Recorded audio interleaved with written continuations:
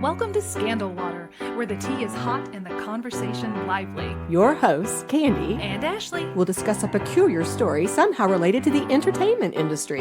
This podcast might not change the world, but it just might satisfy your thirst for an intriguing tale. Oh, it's that time of day. Tune in and hear what the ladies say. It's time to bend your ear when the silver screen appears. Stories about the stage and screen and everything in between. So come on and join the fun. The curtain opens in 3, 2, 1. Good morning, Ashley. good morning, Candy. Here we are, ready to talk about another fun, sports-focused topic. Yes, and ma'am. this one, I think our listeners might be a little surprised because I'm going to guess that they probably will suspect this is not our normal No. type of, probably not in our wheelhouse No, typically. not a bit. But it's a fascinating topic. Yes. Guys, this has been suggested by a couple different people. Today we are talking about professional wrestling. I know. I'm really excited. And because when we talked about The Princess Bride and Andre the Giant, it sort of kind of warmed our hearts toward the professional wrestling, especially him. So we are, eager to delve into this topic. And I'm going to tell you that as I started researching, it was fascinating. I totally got caught up in this. That's cool. Well, we'll talk more about that in a moment. But I'm going to start, Ashley, with something we haven't done in a little while. A quiz. Is it a quiz. quiz? It's a quiz. It's a quiz. It's a quiz. All right. So, 5 questions. First, true or false? The Carnival played a role in helping to popularize the sport of professional wrestling. True. Correct. Ah! All right. Question 2. I'm going to read some different types of wrestling matches. All right. Which one did I make up? Ooh, okay. You tricked me on the last Hallmark thing. You gave me, they were all real Hallmark movies. I did make one of these up. Okay. Okay.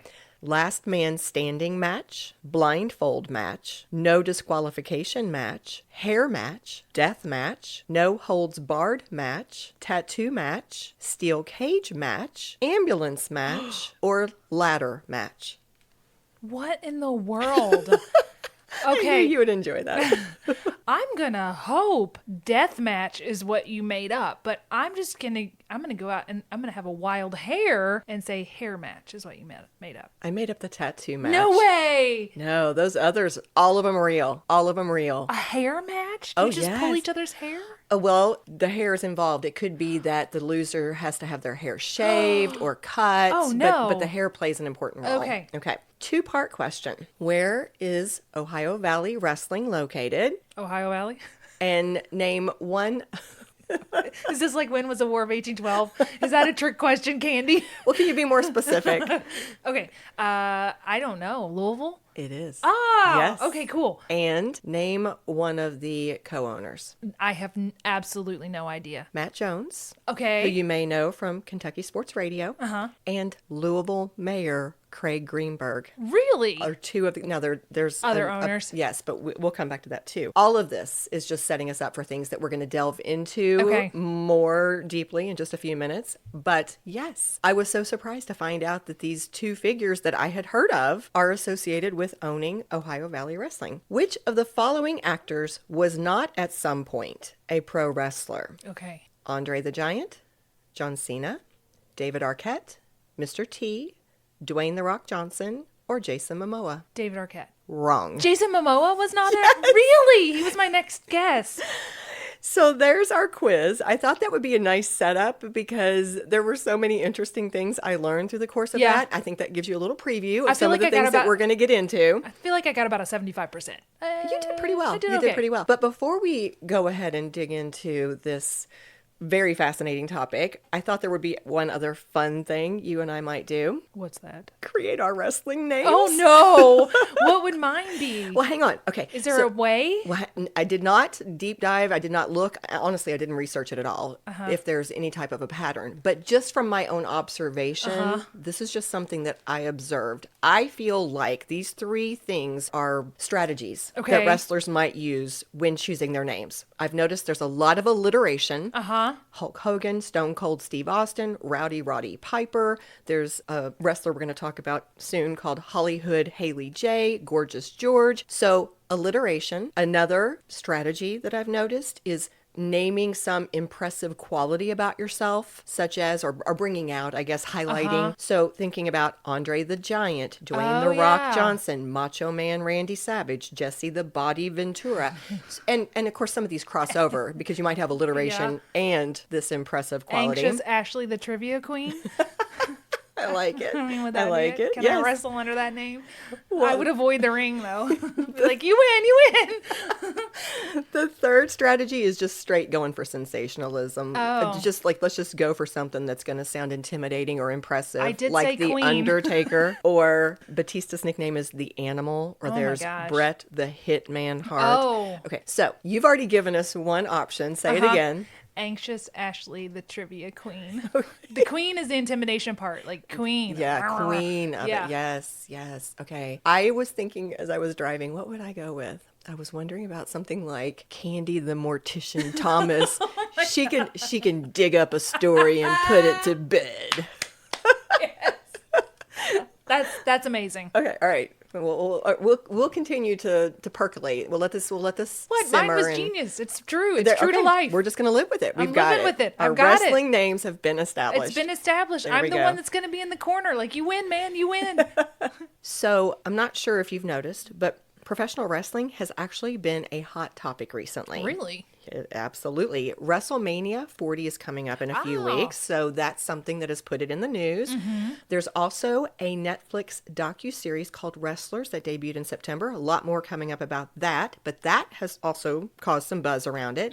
And I want to acknowledge this, but then set it aside. I know that there's also been a lot in the news lately about a new lawsuit filed against Vince McMahon, which has accused him of sexual assault, trafficking, and abuse. But that's not going to be the focus of our episode, so I'm just going to acknowledge it, set that aside. We are focusing, since our March theme is March into Sports Madness, our focus is celebrating the sport of professional wrestling. Okay. And we're going to talk about the history. We're going to talk about why fans love it so much. Okay. Just kind of An overview of the sport. absolutely. We've already acknowledged you and I are not the ones who have a lot of background with this. The most background I have is my sister used to watch it when we were little. She loved it. She had like the figures, and she had a Hulk Hogan figure, and the one that had the rubber bands in his beard. She had that one. So that's what I know of it. Is Okay. that she loved watching it. Now, did you watch with her? Did you Sometimes, not a lot. What do you remember? Any of your impressions of the sport from when you were younger? Just that, well, hi, being an anxious person, it made me very nervous that people were hurting each other. So no, I did not. It was just like, wasn't your thing. Yeah. I do recall it was really big when I was young. In fact, I remember there was a lot of excitement when they brought a match to our high school. It was a fundraiser for the band. Oh, yeah. And it was so funny because I think I've mentioned before that I hung around, there was like the 5 of us, this little group of girls that we all hung out together. And so I actually reached out to 3 of them are on Facebook. And I was like, what do you remember about that match that came to our high school? And the basic answer was very little. Yeah. They remember that it was exciting. One of them remembered that somebody was chewing raw chicken and spitting it. And What? that I know, and that it really grossed them out.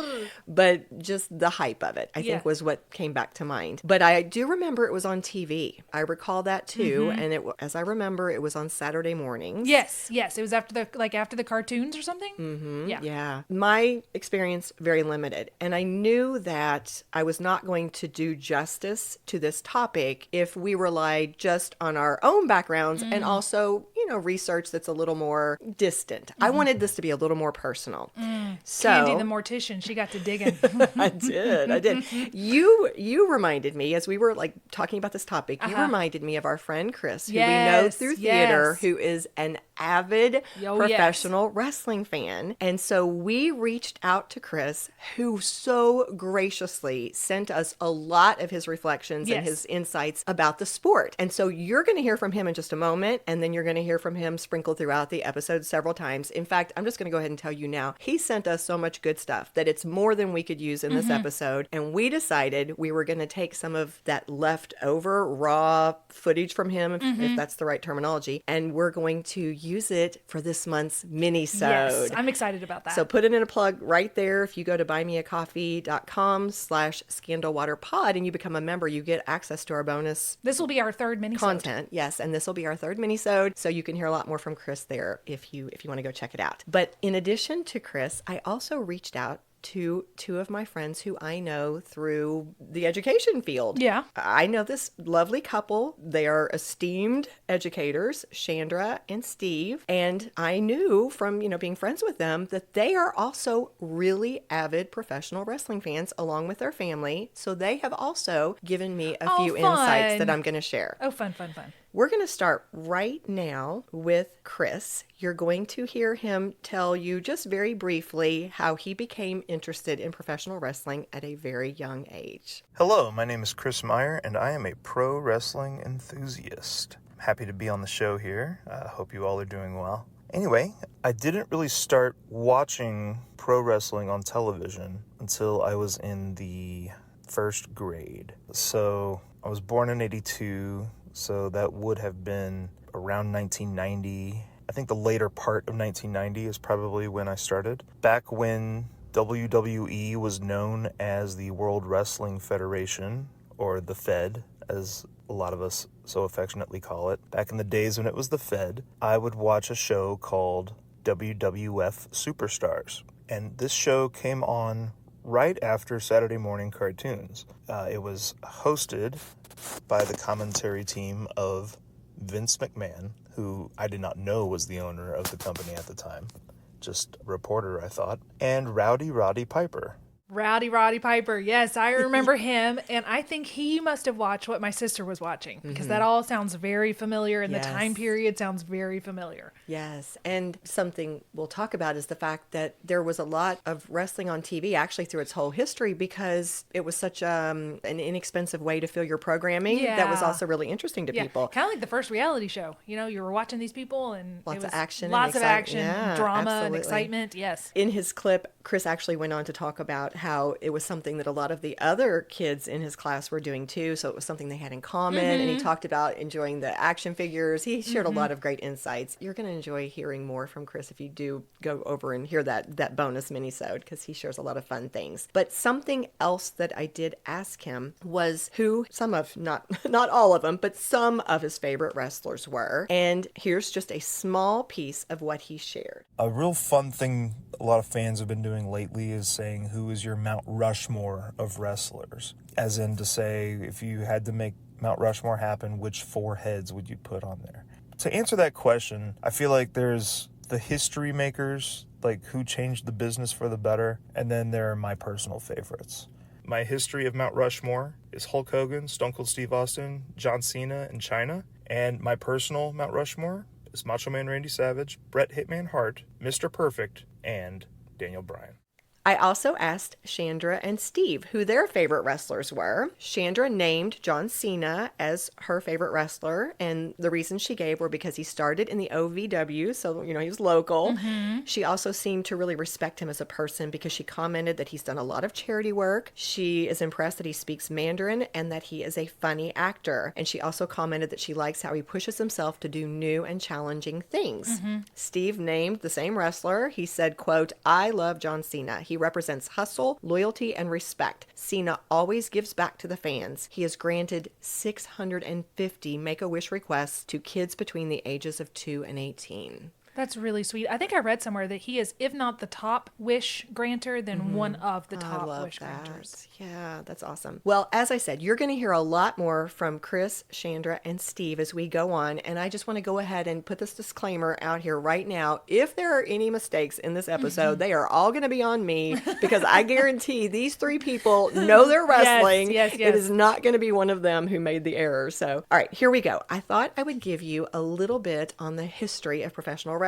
This is not going to be comprehensive. It's not going to be a deep dive. I'm just going to hit on a few highlights here and there. I thought this was fascinating. Okay. I hope you do too. So the sport of wrestling has a very long history. In fact, I found an article on the history website entitled 7 Sports of Ancient Greece because, spoiler alert, it goes all the way back to ancient Greece. Oh, wow. There is even a picture in that article of a relief that they think was created around 510 BC, showing a wrestling competition between athletes from Athens, Greece. Wow. And I'm going to put that in our show notes. Okay. But it goes back forever. According to that article, quote, in ancient Greek-style wrestling, grapplers fought in a standing position with the object of throwing the opponent to the ground. The concept of pinning an adversary's shoulders to the ground didn't yet exist. Instead, wrestlers won a match by throwing an opponent 3 times. The article also went on to say there were no weight classes back then, and also that the athletes, who of course at that time were all male, generally competed in the nude. No weight classes. Yeah, you just, whoever you were up against, Shoot. go for it. Andre the Giant and Mickey the Mouse gonna fight each other. Good golly. Yes, yes. But that's how it started. But over the years, as you correctly assumed, They said, wait a minute.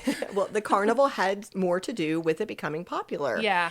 And this was fun. I found an interview that Rowdy Roddy Piper gave to a reporter from IGN TV. And in this little interview, Rowdy Roddy Piper speaks about the role of the carnival in the rise of the popularity of professional wrestling. Here's what Rowdy said. Just picture the carnival pulls into town, one that looks like Little House on the Prairie, and the covered wagons would come through, and there'd be the bearded lady and the strong man and some animals, and then there'd be the wrestler. And so the night before the carnival on Saturday, there'd be people at the bars, and the people from the carnival would find out who the tough guys were, and they would talk up the wrestler. And so in the afternoon, the next day, everyone would come down, and some local guy would take him on for maybe a nickel or something. And if you won, you got 50 cents. And the wrestler would get him in a hold. And there's a hold called the sugar hold. And it's a hold in which it makes all the blood rush to your head, and blood comes out of your eyes, nose, and ears, etc. But he doesn't pin him. So the wrestler would catch him in this hold and slap him on the ribs, and it would make the guy scream. Well, the crowd would get so upset and so angry that all of a sudden a guy would jump up and say, I'll take you on. And the promoter would come out and say, whoa. And the wrestler would let the guy go. And the promoter would say, my guy just fought. You come back tonight. And they'd all come back that night. But the guy who stood up was part of the carnival. Oh. Everyone would come back and pay another nickel. That's how pro wrestling started. Oh, now that's his version of this story. I do not like the sugar hold. I do not like it.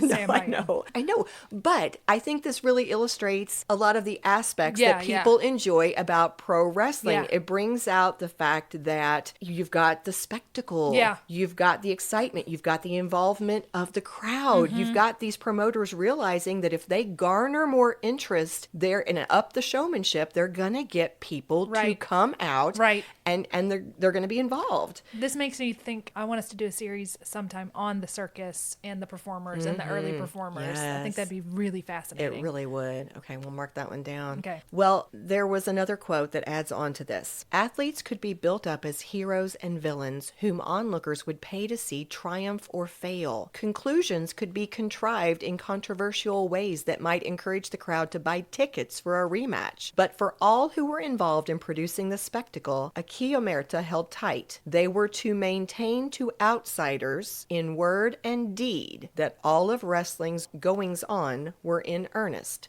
So that's where they came up with the idea of kayfabe. Okay. We're going to do a little rabbit trail for just a Okay. second to go on with this, because this is something that people who don't know pro wrestling will often say that, to be honest, fans really hate. They'll say, oh, it's fake. No, something that they talk about a lot is it's kind of like this world that they've created. They It's theater. They've created theater. Yes, they create these stories. They create this illusion that everybody really holds to. I'm not saying it very well, so let's let Chris explain it briefly, and then I will also share a little quote I found about it. Okay. Kayfabe is the word that they use for distinguishing what is real and what is scripted in the wrestling world. Somebody could be a bad guy wrestling gimmick that is a heel, or a good guy wrestling gimmick that is a babyface or a face. Now, in real life, is this person a heel? No. In kayfabe, he's a heel. I really like how Chris said that, and I think that's a term I've heard a lot as I've been researching. It's scripted. Yeah. These are very, very well-crafted, carefully crafted storylines and identities. Yeah. They determine this person's going to be a babyface or a face. They're the hero. They're the protagonist. You have your heels or your villains, and it's all just within this context of this story. Yeah, that's it's a scripted. world. Yes, absolutely. So we'll come back to that a little bit more, but let's finish this timeline of the history. industry. Okay. So the Carnival was big. And then another big element that moved pro wrestling forward was the advent of television, as we've already said.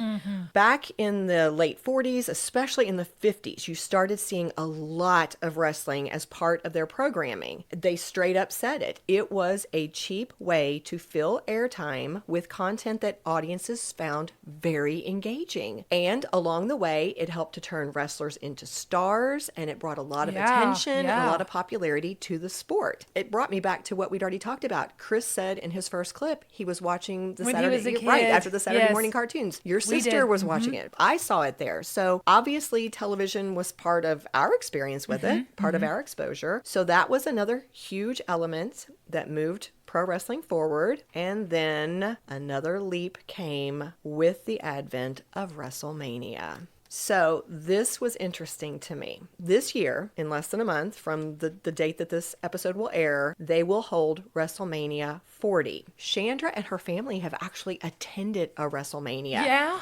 Yes, which is a big deal. She commented, quote, "It's like the Super Bowl of wrestling. Oh. It was one of the best experiences of our lives. The lights, costumes, music, sound effects just make for an entertaining show." Sounds like a combination of a concert and a Broadway show. Maybe. Yeah. I mean, it's huge. In fact, on February 8th, I was researching and I opened a video that was on YouTube, and it was a kickoff for WrestleMania 40. It was an event that they had put on YouTube, right? To advertise it? To advertise it, exactly, promote it. I'm looking at it 13 hours after it was originally How many posted. hits does it have? 2.25 million at that time. My goodness. 2.25 million. 13 hours, not even a full day. Wow. I could not believe it. It's huge. People are so into this. Wikipedia explains WrestleMania this way. WrestleMania is a professional wrestling event held annually between mid-March and mid-April by the American company WWE, the world's largest professional wrestling promotion. WrestleMania was WWE's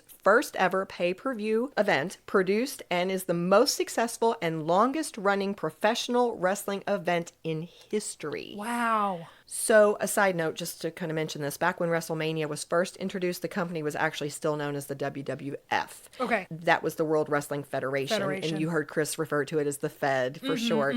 But in 2002, they actually had to change the name. It was prompted by a legal battle with the World Wildlife Fund. Oh, and that is yeah. when they became the WWE.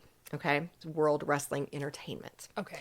So back to this kickoff video that I was just talking about. At one point in this video, the WWE Chief Content Officer and a former pro wrestler, Paul Triple H Levesque, who also happens to be the son-in-law of WWE founder Vince McMahon, gave this nice little overview of how the WWE has grown into the huge and powerful organization it is today. This is going to directly talk about WrestleMania. This is going to be not quite 3 minutes long, Okay. but I thought you would really enjoy hearing this if we're talking about kind of this history piece.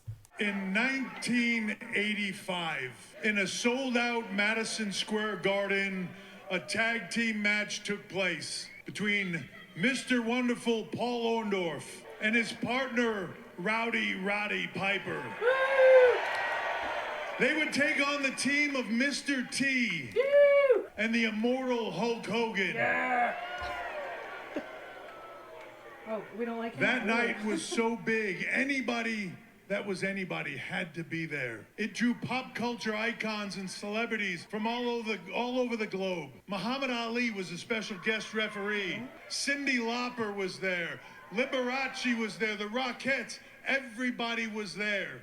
And it was named WrestleMania. WrestleMania would launch WWE from a small regional promotion to a global juggernaut that you see today, selling out stadiums all over the globe. In those 40 years since then, a lot would change. WWE would see the cable television boom. It would see closed circuit television. It would pioneer the pay-per-view industry. It would then launch and be the first mover in the streaming services of direct-to-consumer content with the WWE Network. And just recently, it would announce a deal with Netflix for over $5 billion.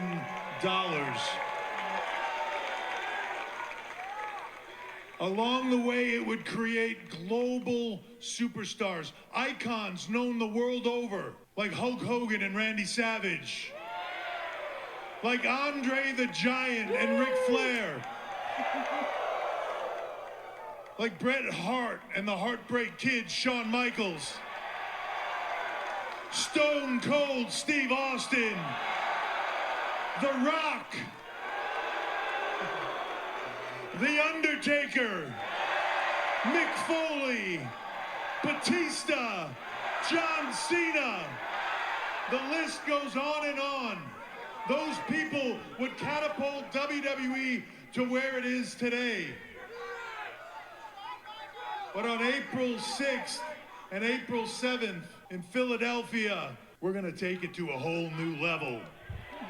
So, just a little side note, that video now has 4.7 million views. Yeah. And the WWE channel on YouTube has 99.7 million subscribers. Wow. If you would like to know how wow. popular this is. Super popular. And I can't believe this. Watching him, he reminded me, the way he looked, his physique reminds me of my friend Josh, who was in Glow over the summer. He has wrestled. He was a wrestler. And his stage presence is phenomenal. The way he can command just command your attention with just, he knows how to move, and you look at him. There were certain moments in the play where his character was just in a group scene and he would do something he knew to create a movement that would draw your eye to him before he had to do a reaction. Such And accomplished performers. so accomplished. And he also helped with the stage combat scenes that we had to do. That was one of the coolest things in my life, is getting to be in a stage combat scene with him, where he had to cool. pick me up and like move me, and I was like, whoa, this is like being lifted by a mountain. It was amazing. Fun. See, you Yeah. can say you fought with a wrestler. Didn't win, but yes. Well, I also thought that was a great clip because he did such a good job of talking about the history in terms of how cable moved them forward, how pay-per-view moved them forward, how their deal with Netflix has moved them forward. So I thought, okay, we can't do a deep dive, but I feel like that gives us just a little idea how pro wrestling has gone from ancient Greece to where we are today. I thought we would now switch gears, though. Okay. Because we've been talking about this huge, he called it a juggernaut, this huge organization. But what I got to also experience and learn so much more about was our local company, our local organization.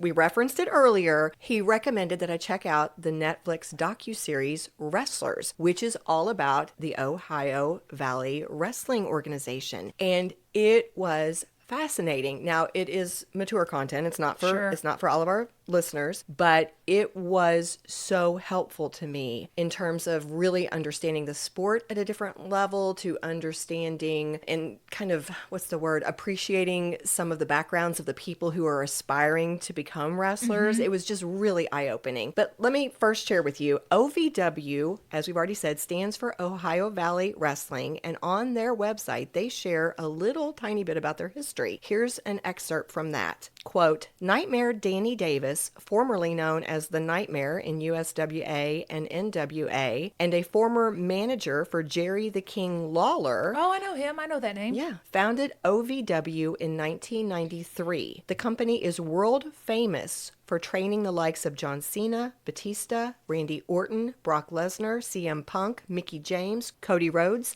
Beth Phoenix, and a near endless list of talent now seen on the biggest stages in the sport and beyond. The OVW product itself has grown exponentially since its inception. Now the stars of Davis Arena can be seen every week on the 2-hour flagship program that broadcasts live across the world on Fight. OVW became the world's only state certified professional wrestling trade school in 2019, continuing a trailblazing path that the company has set for almost 30 years. Wow. So people will use it as a place to launch learn. pad. Yes, they learn and they grow. And a lot of the people you saw in the docuseries, their long-term goal was to get to the WWE, to get to a bigger stage. Well, I was impressed with all the names of the people that he said in that clip that ended up being actors. You know? And good actors. Absolutely. Well, the OVW is run by a former pro wrestler named Al Snow, who, as I was watching it, he came across to me as a gruff guy with a heart of gold, Aw. who was incredibly invested in trying to make the OVW successful, because they kind of portray in the docuseries that it's struggling. It's really struggling financially to stay afloat. So you see him as really working to try to keep it going, to make it more successful. And also he comes across as being very, very protective and supportive of the talent that works there. That's nice. Yeah, absolutely. Steve, our friend Steve, said this about the show Wrestlers. Quote, "I feel the series was a very good representation of the city of Louisville. It portrays OVW in a championship light. It represents grit and hard work, blue-collar workers in the city. It shows Matt Jones cares about the history of OVW and the quality it produces. It's also a great representation because Al Snow lives right here in Louisville and does his best to produce a quality show and, more importantly, quality people." I like that. Quality show and quality people. Absolutely. And Chris actually crossed paths with Al Snow one time, Oh. and he shared a tiny bit about that encounter. So I'm going to let him tell you about that right now. A few years ago, Ohio Valley Wrestling, the local chapter here in Louisville, Kentucky, that still put on a televised weekly show, had their 1000th episode, and they made it a big deal. They built a wrestling ring in the middle of 4th Street Live, which is a huge club venue in the Louisville scene, in downtown Louisville. And they had a whole lot of big names show up for this show. Mick Foley, Chavo Guerrero, the Hurricane, Shane Helms. A whole lot of big names showing up here. And I went to go check it out. I did know that the company had been taken over by former WWE talent and ECW talent Al Snow. He is still currently the head of Ohio Valley Wrestling and is prominently shown on this new Netflix show, Wrestlers. Couldn't happen to a nicer guy. And I say this because at the end of the OVW 1000 episode, he's helping people tear down the ring. He's, saying, be sure to collect this cable, put it in this truck. He's orchestrating the whole mayhem here. I just come up to him and say, hey, I understand you're absolutely busy. I would love a picture, though. And he said, absolutely. And he absolutely had time for me. Even with all this going on, one of the nicest people, one of the nicest celebrities I have ever met in my life. Definitely was a big moment for me. That's really sweet. I know. It made me happy to Yeah. know that he's as nice in real Yeah, life as he comes yeah. across in the series. I have a whole lot more I want to talk about with this, but I feel like this would be a great time to take a break, and we'll come back and dig back into it. We'll dig back Candy into the it. mortician.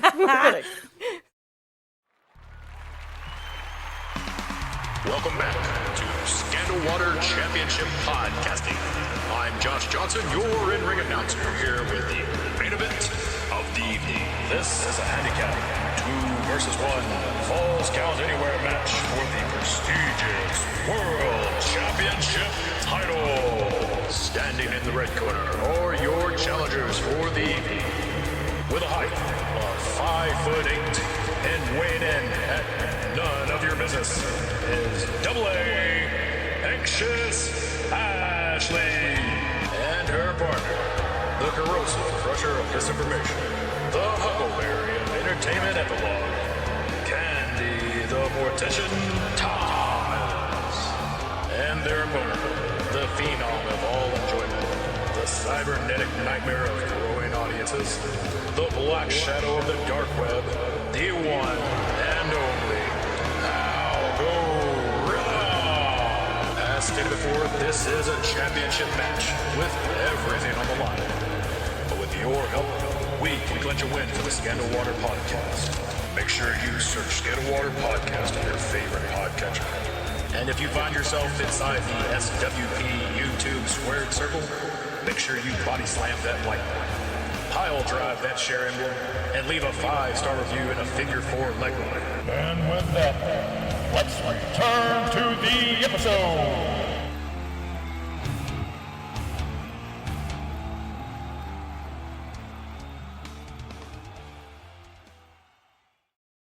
All right, we are back, and we're going to dig back into this Netflix docuseries, Wrestlers. Yeah. There were two key things I think I took away from watching this docuseries. First, as I've already alluded, it gave me a much better understanding of the behind-the-scenes experience that these aspiring wrestlers would have. In fact, what they do is they focus in, they follow several of these, again, aspiring pro wrestlers, and you get to see not only their training and their struggle to be a wrestler, but also some of the personal struggles they have. So I mentioned earlier a woman who wrestles under the name Hollywood Haley J. She was kind of a little bit of a breakout star, I think, from this docuseries. She's a single mom, and one of the things they really highlight, she's also in a relationship with one of the other pro wrestlers, and they have some issues with their relationship that they dig into, but also she is the daughter of another wrestler, the amazing Maria, and one of the big pieces is focusing in on how strained their relationship is, because Maria, when Haley was younger, was in prison quite a bit, which I think was mostly related to she had charges for drug dealing. And now that Haley is in her young 20s and wants to be a pro wrestler too, that I think they're really working on their relationship. Well, that's good. But they were digging into it. So you were seeing so much about wrestling. You were seeing things about the people. I'll give you one more example. There was an Indian professional wrestler who went by the wrestling name Shira, or the nickname. She-Ra! Yes, the Indian Lion. And he came across as a man who's a very hard worker, very strong in his faith, dedicated to his family. But during the course of the show, as he seems to be this person who really has a chance to break out and move on to the next level, he suffers a really bad injury in the middle of a match. And you see how that sets him back and how that interrupts his storyline and basically sidelines him for a while. It gave you a lot of insights just by following them that you wouldn't have known otherwise, I think. Chandra offered this thought, talking about that idea of these aspiring wrestlers and how it plays out for them. She said, people say wrestling is fake. We call it choreographed. They are professional athletes. What they do is amazing. When they fall or jump off ladders, it's not fake. They are really doing it. Right. And Chris shared a story that I think illustrates Chandra's point very well. I'm going to let you hear this. This is a little bit longer. It's almost 3 minutes, but I think you're really going to enjoy this. Some of those same friends got wind that you could rent a wrestling ring.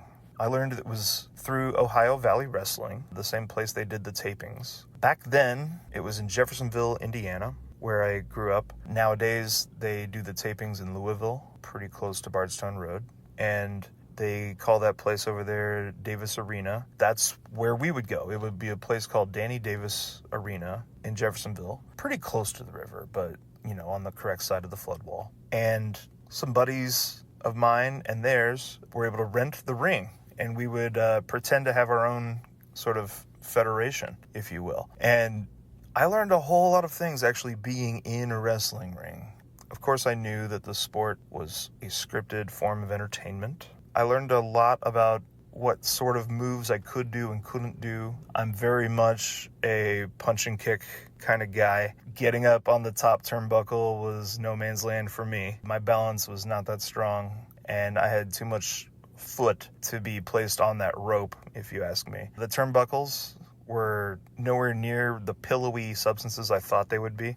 They did have cushion, but it essentially was just a lot of hard canvas, a connector for the rope underneath it. The ropes themselves actually kind of hurt to bounce on. You don't hear about that a lot, but they don't give a whole lot for you. The ropes in this particular ring felt like they were cables covered with garden hose.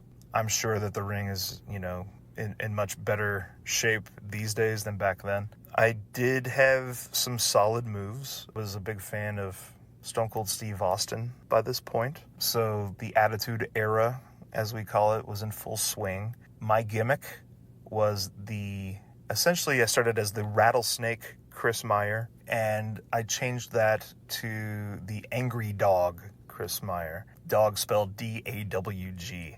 And I would wear a white tank top and khaki cargo shorts, and I was able to move freely in that kind of wardrobe. Not one of us, I think maybe just one of us would actually wear tights to this.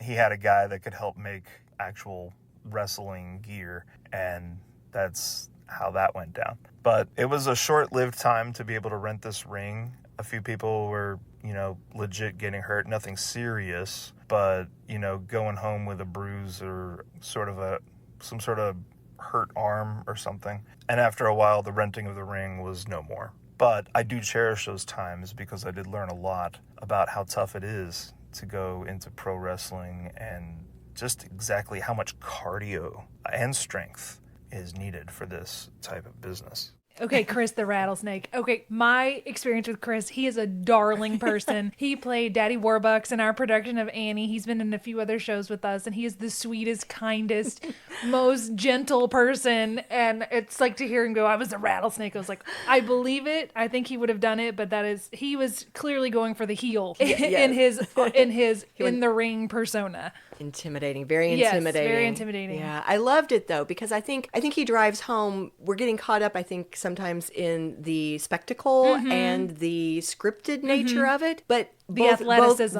Both Chandra and Chris brought out just how demanding this is physically. Yes. You have to have skill. You have to have athleticism. You have to have training. And I shared the story of Shira, who was sidelined because of his injury. Yeah. People get hurt. Oh, yeah. They get hurt badly. So it's a very demanding sport. I think we need to keep that word in mind. It is a sport. Yeah. It is a sport. Yes. But the second thing I took away, which I found to be the single most fascinating part of it, goes back to that scripted nature, that scripted part of it. It was fascinating to me. And I know you're going to love this too, because we're people who live in narratives. We are people who live in stories all the time as actors, directors, English teachers, whatever, readers. We love stories. And what I found out was just how big a role that plays in all this. First, I'll let you hear from Steve and Chandra. Steve commented, the way the shows are written aligns with the classical drama style of writing. The events and actions in a story create tension and interest for the audience. Just like a good written story, the wrestling writers rely on the 5 parts: exposition, rising action, climax, falling action, and resolution. Chandra said, another thing people may not know is that wrestling has major stories. There are writers. We are invested in the stories. It's good versus evil, and it's satisfying to see the good triumph over the bad. Sometimes the bad guy turns good, and we love that too. So this came out so loud and clear to me in the Netflix series Wrestlers. In fact, I think the very first time you hear Al Snow speak in the docuseries in episode 1, he says, quote, professional wrestling is an art form. Oh. It is the art of physical storytelling. And that just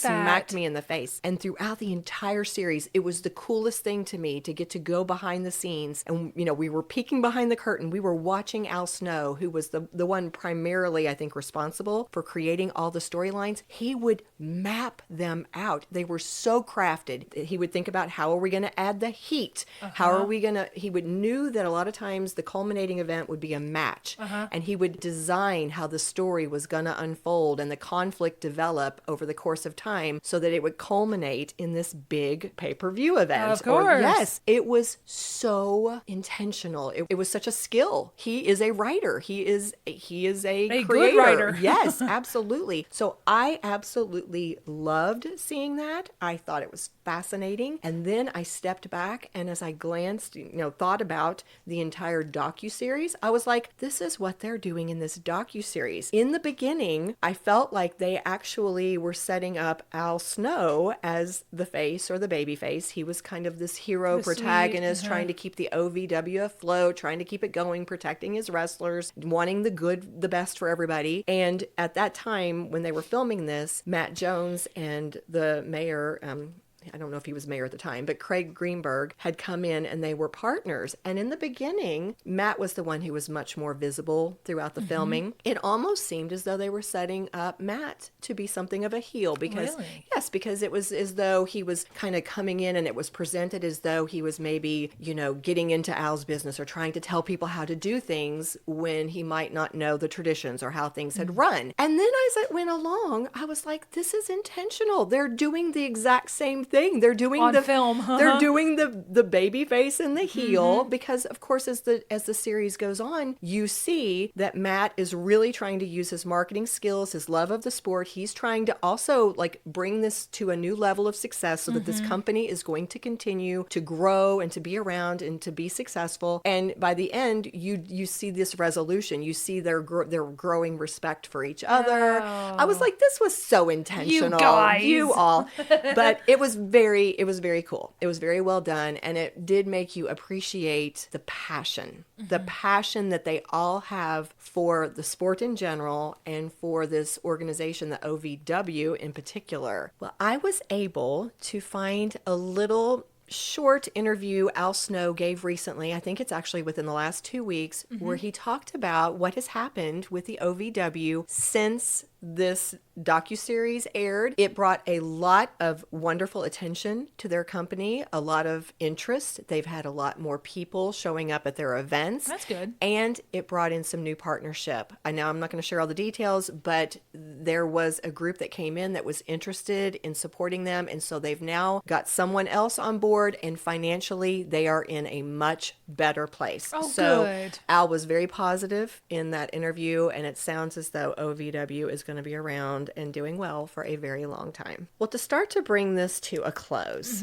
I wanted to go back to the fan perspective. I asked all three of our friends what it is about pro wrestling that garners such a broad and loyal fan base. Here's what Chris said. The live shows are very fun. They sometimes have pyro, as they call it, which means that there's fireworks in the entrances, or loud booms, or smoke machines. There have been wrestlers enter through rings of fire. It is a huge spectacle. We could give credit to their charity work, to be honest. Even the local scene over here, if you go to a Ohio Valley Wrestling show, you will see that they are very much in the know-how of how to appeal to people with disabilities or various types of disabilities. I know John Cena, he has done a whole lot of charity work. He has broken records with the Make-A-Wish Foundation several times. It's really cool to see that they are knowledgeable about how they can come off as real-life superheroes. And, you know, even some of the wrestlers that make a routine of playing the heel, playing the bad guy, they'll still have kids' faces light up when they enter the hospitals and spend some time with them. That is a part of wrestling that I hope never goes away. I really, really like to see they're giving back in such a manner. You know, a lot of people say it's a soap opera on steroids. There's a lot of truth to that. People want to follow the stories. They want to follow the saga. Chris gave us 3 reasons why he thinks it's so popular. Chandra said, quote, "We love the pageantry and story associated with wrestling, the spectacle of it. It's actually most like Shakespeare's In the Round theater than anything we still have today. The actors interact with the crowd, and the crowd is a big part of the experience. There's nothing like chanting with a crowd for the good guy and booing the bad guy." I love that she brought in Shakespeare and the interaction with the audience. I thought that was super cool. It is. Steve said, "As a family, we have always loved the pageantry of professional wrestling. We love the athleticism, acting, and production of the shows. We love the good versus bad aspect, knowing that eventually good will prevail. We love the buildup of a well-crafted story." So I loved hearing from them some of the factors that they think contribute to this being such a popular and beloved sport. And I believe that brings us to our armchair. Armchair psychologist. I thought I would just open the floor and ask, what are some of your thoughts? This is newer to us. So what's something that's resonated with you or just struck you as we've been talking about pro wrestling for the last hour? I think it's the passion that all the people have for this, not only the wrestlers themselves, but also the fans. Passion seems to be the thing that unites all of them. And the fact that I didn't even know about the faces and the heels and the way that they wrote it out and thought it out. It just, to me, it was just athletic, and you would go and whoever wins. It was just a sporting event. But this is a storyline. Right. and it is a thought out storyline. Comparing it to Shakespeare, I never would have thought Right. about that. So that gives me insight into why it is so appealing on a broader level that you wouldn't even have thought about before. Absolutely. I would echo what you said. That's the biggest takeaway I had was how much of this, yes, there is athleticism and skill and training, and it is a sport. I fully acknowledge all of that, but you have to be twofold. You have to be the athlete and you have to be the performer. And there are writers involved. I mean, like I had no idea of all these aspects. All the of elements. Yes, of these huge productions that, again, think about our WrestleMania. Millions upon millions of people are tuning into or attending in person in some cases. I guess that's the biggest compliment we could also give it is that it looked so simple to us on the surface. And I've always said that if you make something look simple, that's the marker of how really talented you are at what you're doing. Like for Fred Astaire made dancing look simple. It is not simple if you try to do what he did. If Chris learned trying to do what they were doing is harder than it looks. And I know you and I would not fare well. We in would that not. ring. No. We would not. No, so we respect those people. But yeah, that's amazing. They make it look easy. Ashley and Candy the mortician. Thomas, we're not. No, I'm not even. I'm still in the corner. I'm in the corner. You may actually enter the ring, but I'm still in the corner. So there we go. I love it. Well, I thought I would let Chris have the last word, but before I do that, I wanted to first of all thank Chandra, thank Steve, thank Chris, you guys sending us your insights. It added so much to this episode. We so appreciate your perspective. And Chris, bless his heart, he gave us so much audio. Again, please remember that if you want to hear more from him, go on over to our minisode, which you can find on buymeacoffee.com/scandalwaterpod. And I should also mention that Chris has a TikTok site called Chris's Pals Likey Movies. It's a trivia site. Oh yeah, he is as knowledgeable as he is about wrestling, also movie trivia and Weird Al. So those are his three special interests. If we ever do stuff on the Oscars, he does an amazing every year Oscar predictions.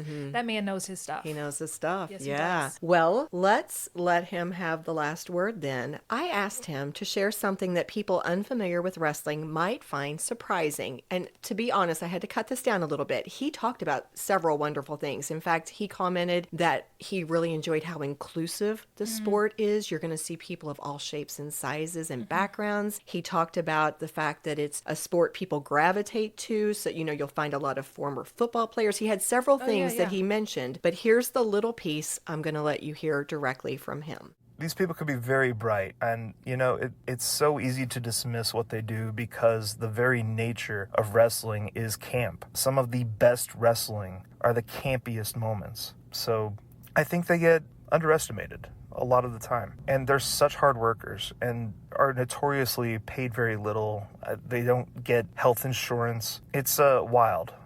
But you get such amazing people in the pro wrestling world, and not just the wrestlers, all of the talent, the commentary team, the managers, the referees who are helping build that ring and dismantle that ring on a nightly basis. I mean, these are all family people. So I think we need to say a big cheers, obviously, to Chris and Chandra and Steve. Thank you so much for offering your perspective. Much appreciated. And I would like to say a shout out to the people associated with the OVW, Al and Matt and all the people that are helping to keep this organization not just surviving, but now thriving. Yes. So cheers to you. Cheers.